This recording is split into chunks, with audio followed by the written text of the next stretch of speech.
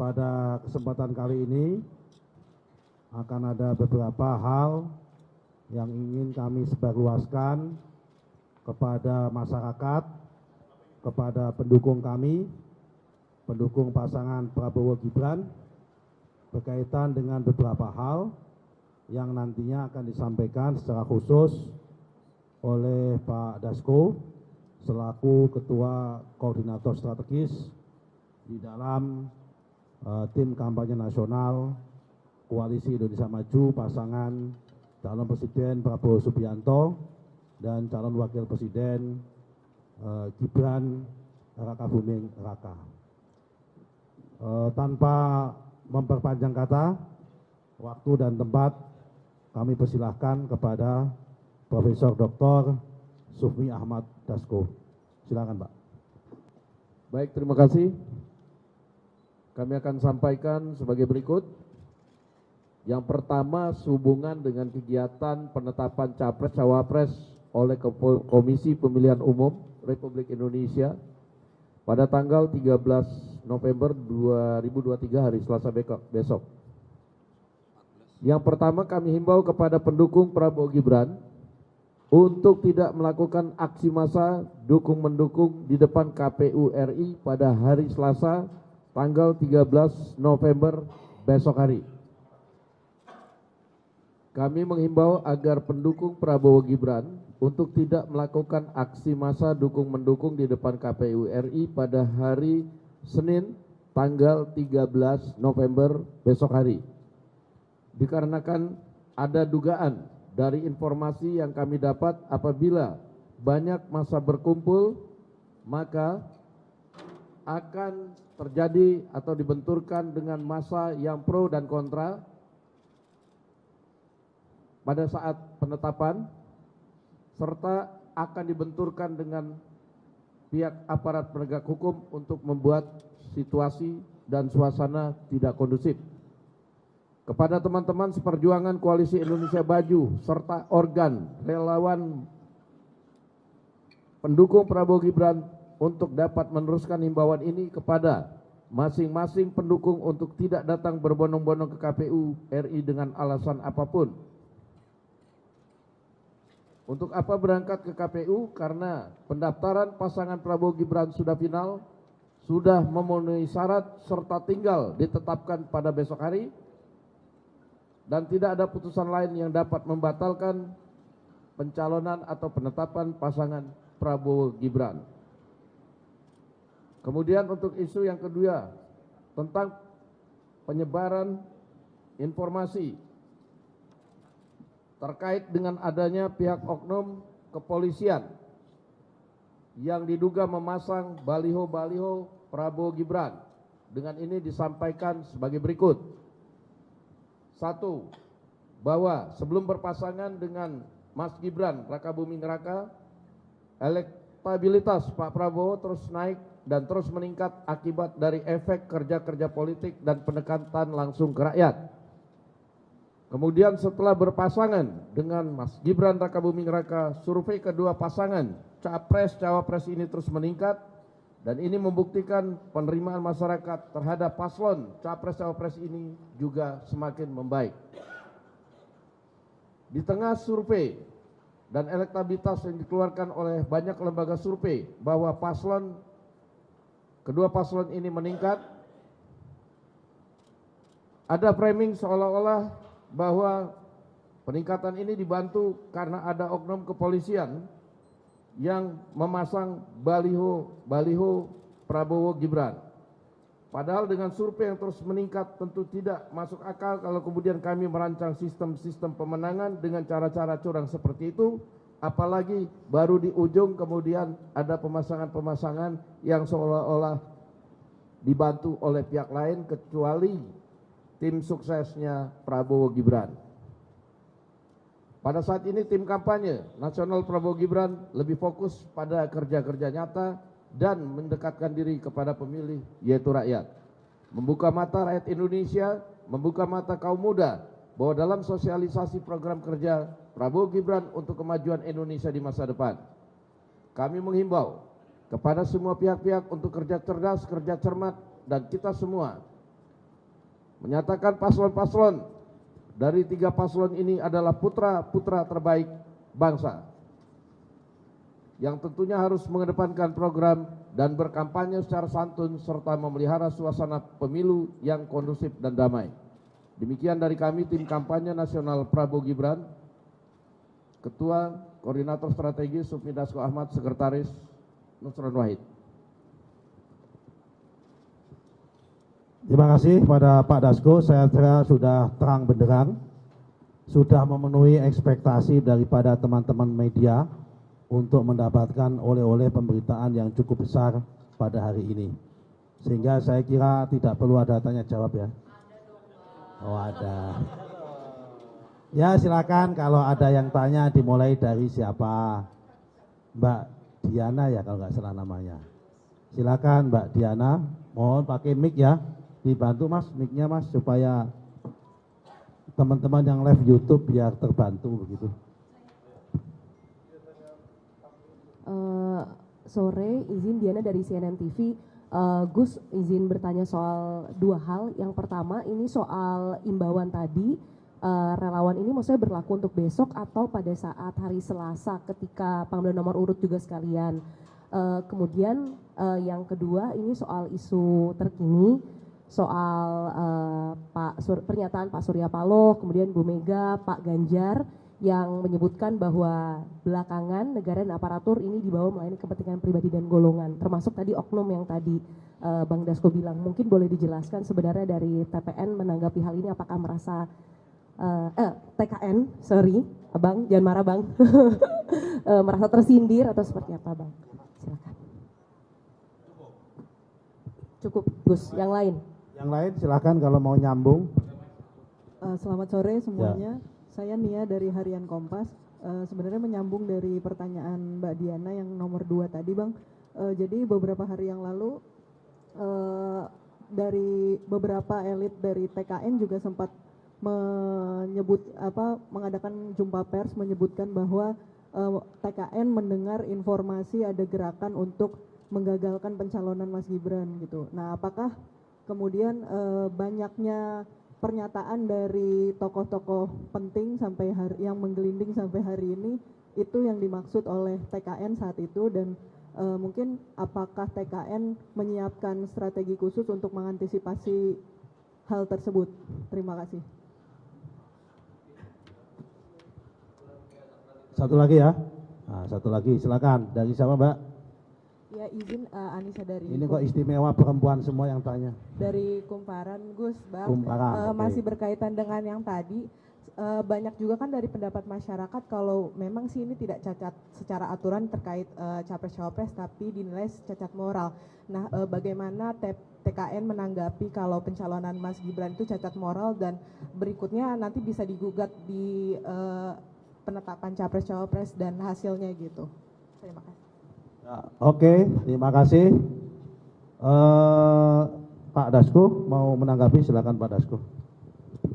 Yang pertama itu tadi himbauan adalah untuk hari Senin besok pada saat penetapan, karena banyak beredar di WA Group untuk ada aksi massa. Yang pertama meminta KPU untuk tidak menetapkan atau kemudian mencoret paslon Prabowo Gibran. Nah, dari aksi-aksi rencana aksi massa tersebut kemudian beredar juga di WA Group dari pendukung Prabowo Gibran untuk melakukan aksi tandingan. Nah, sehingga pada hari ini kami menghimbau sekali lagi untuk pendukung Prabowo Gibran tidak perlu datang ke KPU melakukan aksi tandingan, karena tadi ada informasi dan dugaan rentan untuk dibentrokan antara massa yang pro dan kontra serta massa dengan aparat penegak hukum yang ada untuk membuat suasana tidak kondusif. Bahwa penetapan dari KPU tentunya karena sudah persyaratan semua sudah lengkap dan tidak ada keputusan yang bisa membatalkan, sehingga kami pikir tidak perlu pendukung Prabowo Gibran untuk datang ke KPU melakukan aksi-aksi yang tidak bermanfaat. Kemudian sebagian saya jawab, sebagian nanti Gus Nusron yang jawab.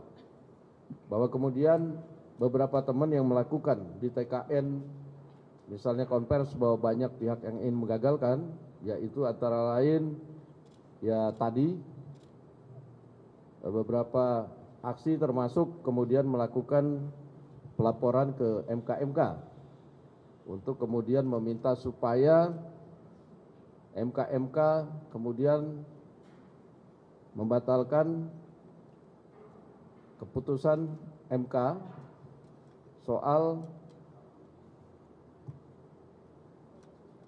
masa syarat-syarat sebagai cawapres. Padahal syarat-syarat sebagai cawapres yang diputuskan itu pertama bukan cuma untuk Mas Gibran, tetapi untuk kaum muda di Indonesia.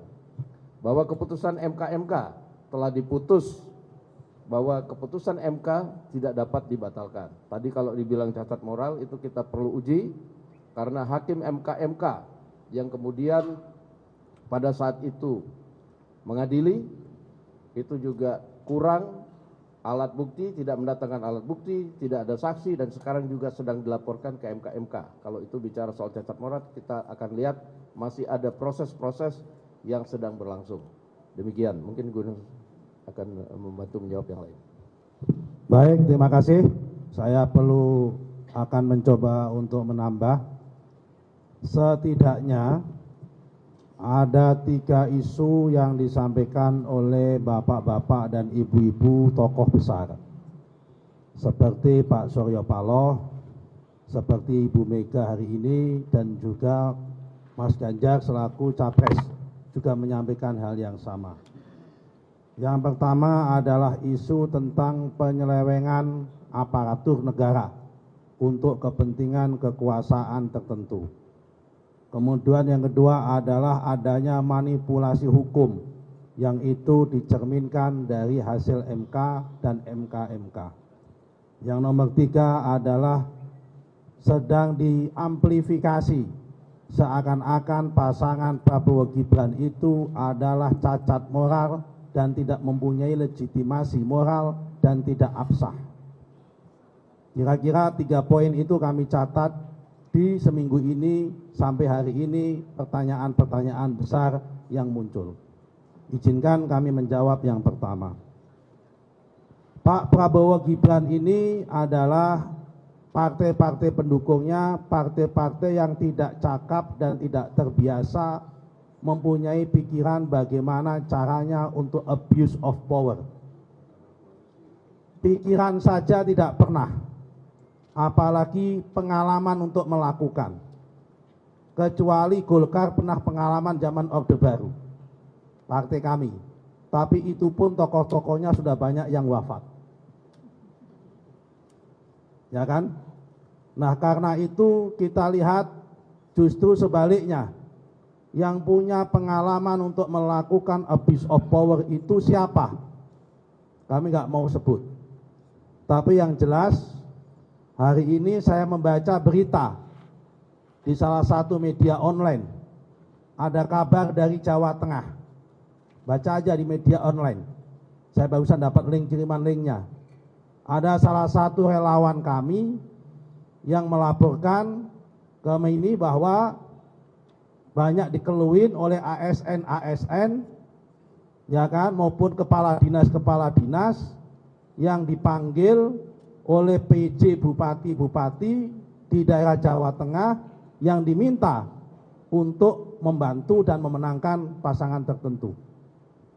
Itu silakan dibaca di media online, ada.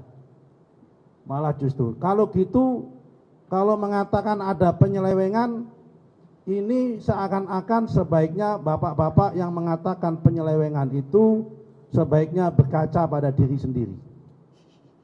Sebetulnya siapa yang mempunyai pengalaman penyelewengan itu? Ini yang pertama tentang isu penyelewengan. Kita semua di TKN mempunyai tekad yang bersama di Koalisi Indonesia Maju ini, pasangan Prabowo Gibran ini menang dengan cara elegan, menang dengan cara martabat, dan menang dengan secara fair, jujur, adil, dan transparan. Kita ingin mengawal proses pemilu ini secara demokratis, secara akuntabel, dan tidak boleh tercederai oleh praktek-praktek seperti adanya penyelewengan dari oknum-oknum aparat apapun. Kita semua bertekad untuk itu. Ini yang pertama. Kemudian kedua, mengenai adanya manipulasi hukum. Kalau manipulasi hukum itu dimulai dari adanya yang kebetulan proses judicial review atas undang-undang pemilu yang terhadap undang-undang dasar, yang kebetulan ketua MK-nya adalah Pak Anwar Usman, yang delalah Pak Anwar Usman ini adalah istrinya meninggal di tengah jalan, kemudian menikah mendapat adiknya Pak Jokowi di tengah jalan juga ketika sudah menjabat. Kemudian ada isu ini. Pertanyaannya adalah, di dalam pasal 46 Undang-Undang MK, keputusan sidang-sidang MK itu diputuskan secara kolegial. Satu hakim mempunyai hak yang sama dan telah dibuktikan oleh MK-MK. Tidak ada satu saksi pun yang mengatakan bahwa Anwar Usman bisa mempengaruhi hakim-hakim yang lain. Ini terus kalau ada mengatakan manipulasi, manipulasinya ada di mana? Wong undang-undang mengatakan bahwa masing-masing hakim mempunyai hak yang sama. Dan Anwar Usman sendiri pun meskipun kepala mempunyai hak yang sama. Dan kebetulan posisinya 54. Dan itu dibuktikan dalam MK-MK. Kemudian menyikapi adanya MK-MK lain. Toh kemudian dari 6 orang yang diadukan dalam MK-MK semua dinyatakan salah dengan bobotnya masing-masing. Kalau Pak Anwar Usman mendapatkan bobot paling besar, ya wajar, wong beliau adalah kepalanya atau ketuanya. Yang namanya ketua pasti kalau ada prestasi, prestasinya paling banyak. Kalau ada kesalahan, pasti kesalahannya paling banyak, namanya juga ketua. Kan nggak mungkin kalau ada ketua, kesalahannya sedikit. Kalau ada yang masalah, kalau ada kebaikan, kebaikannya sedikit. Ini namanya ketua. Nah, kemudian masalah dikatakan cacat moral dan tidak mempunyai keabsahan. Undang-undang mengatakan bahwa yang namanya keputusan Mahkamah Konstitusi adalah final dan banding, mengikat. Terus kalau dikatakan cacat legitimasinya, legitimasi di mana? Ini adalah persepsi, ini adalah insinuasi, ini adalah angan-angan dalam rangka proses pembusukan, dan itu adalah cara-cara tidak sehat dalam proses demokrasi. Karena demokrasi itu berdasarkan fakta, bukan berdasarkan pada persepsi dan informasi, tapi berdasarkan dengan fakta dan keadaan. Nah, karena itu kami himbau pada Bapak sekalian, kami menghormati kritik kepada para elit bangsa.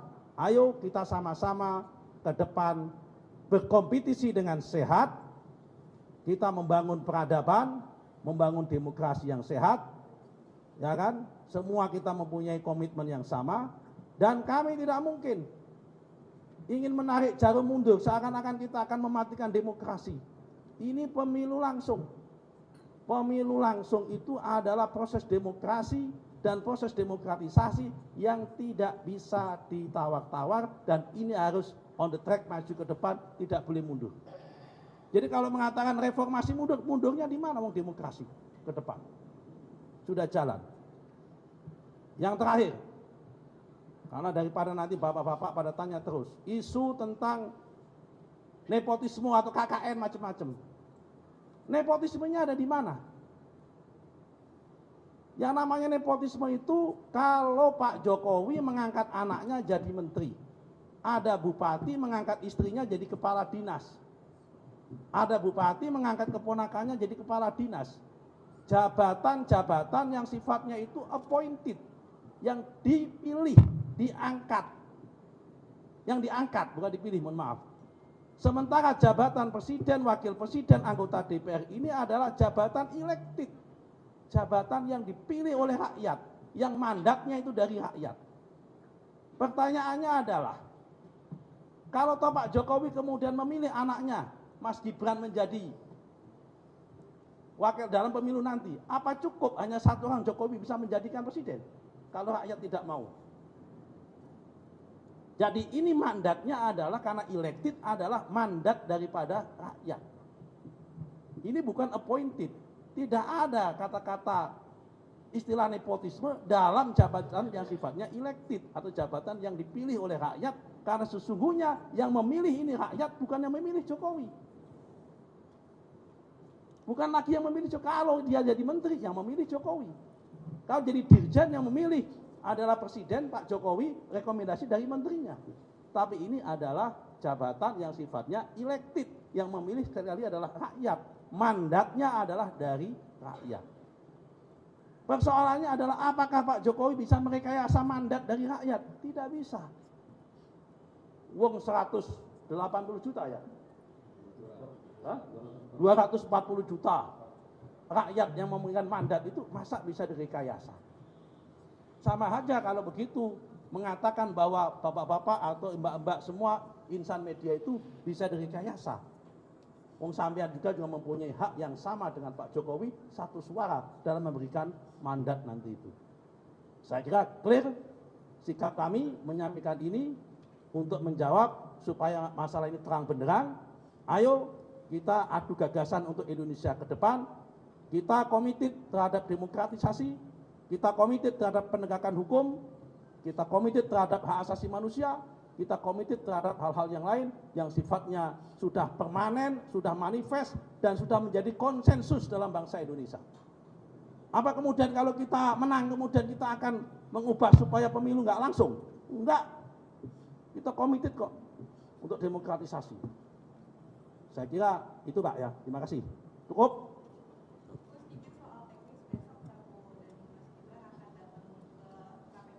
Enggak. Kalau tanggal 14 karena diundang KPU, kalau dapat undangan pasti hadir. Masa pemain sepak bola diundang panitia tidak datang? Nah, jelas? Yang lain?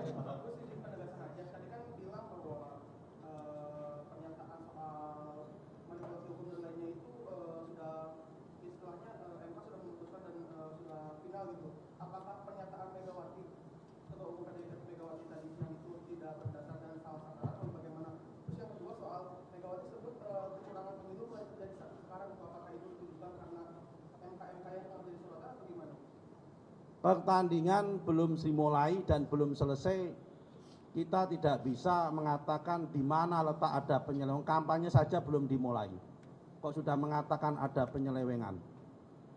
Secara de facto, hari ini kan belum ada rumus tentang aturan kampanye. Aturan kampanye kan baru berlaku tanggal 28 November. Betul kan?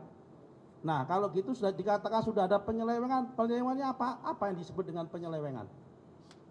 Nah, karena itu kalau ada pertanyaan-pertanyaan itu saya tidak mau komentar, silahkan tanya kepada Bu Mega. Kita menghormati kepada Bu Megawati. Beliau presiden kita. Ya kan, beliau mempunyai jasa besar terhadap membuat berbagai amandemen undang-undang dasar yang melakukan reformasi. Tetapi sekali lagi, ya kan, kita belum mulai. Kalau dikatakan sudah ada bentuk penyelewengan, ya silahkan dibuktikan. Jangan membuat insinuasi dan kabar burung. Sekali lagi, fakta yang kita angkat bukan cerita. Ya kan, bukan berdasarkan informasi. Pemilu itu kita bicara fakta, bukan bicara fiksi. Silakan. Cukup. Terima kasih. Dari kami, assalamualaikum warahmatullahi wabarakatuh.